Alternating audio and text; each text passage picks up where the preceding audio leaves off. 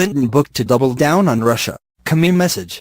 Hillary Clinton's upcoming book will double down on Russia's interference and James Comey's involvement in her stunning election defeat, according to sources familiar with the memoir. Privately, Clinton has told friends and longtime associates that she wants the whole story out there as she rushes to tweak and put the finishing touches on the book due out in September. She really believes that is why she lost, and she wants to explain why in no uncertain terms, one longtime ally said. She wants the whole story out there from her own perspective. I think a lot of people are going to be really surprised by how much she reveals. The ally said the book of personal essays will be a bombshell. The memoir's focus on how Russia and Comey, the former FBI director fired earlier this year by President Trump, cost Clinton the White House would run counter to recent messaging from Senate Minority Leader Charles Schumer, D-N.Y, and other Democrats about the party's disappointing 2016 results.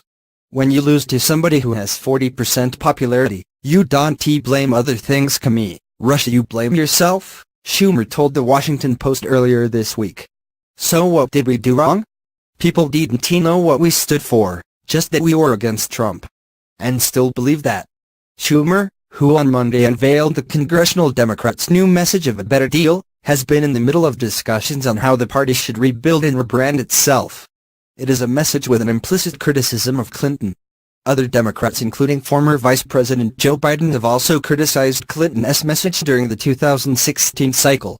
What happened was that this was the first campaign that I can recall where my party did not talk about what it always stood for, and that was how to maintain a burgeoning middle class, Biden said in March at the University of Pennsylvania, where he launched the Penn Biden Center for Diplomacy and Global Engagement.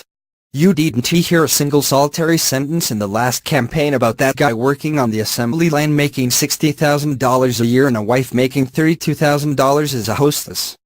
Biden took it a step further at a Las Vegas hedge fund conference in May, saying, "I never thought she was a great candidate.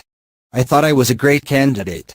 While the book will zero in on Russia and Comey, which Clinton has said are the two biggest contributing factors to her loss, it will also examine other factors she blames for a role in her defeat, including sexism and misogyny. "We need to pull it out and put it in the bright light," the former Secretary of State said last month at Book Expo, one of the nation's largest gatherings of publishing executives. Carrie Goldstein, who has been heading up the publicity for the book at Simon & Schuster, declined to comment for this story. Clinton has been toiling on the book with her chief speechwriter, Dan Schwerin, who helped write her last book, Hard Choices.